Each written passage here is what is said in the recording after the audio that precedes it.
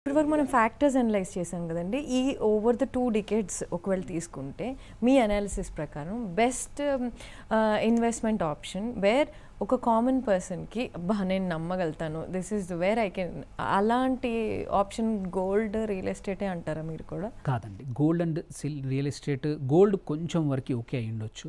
But mutual funds లాంటి investments ఏంటంటే flexibility, మీకు ఎటువంటి కంపల్షన్ లేదు.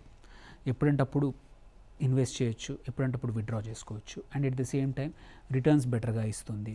అండ్ మీకు ఒక క్లిక్ ఆఫ్ ఎ బటన్ చాలా యాప్స్ వచ్చేసాయి, యాప్ ద్వారా ఇన్వెస్ట్ చేయొచ్చు, యాప్ ద్వారా విత్డ్రా చేసుకోవచ్చు.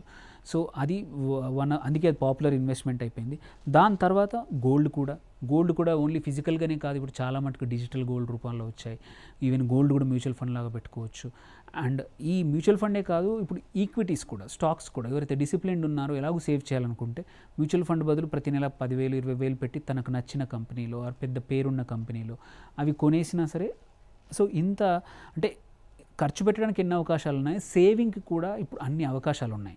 ఇట్ ఈస్ జస్ట్ మన మైండ్ సెట్ మార్చుకొని కొంచెం డిసిప్లిన్గా వస్తే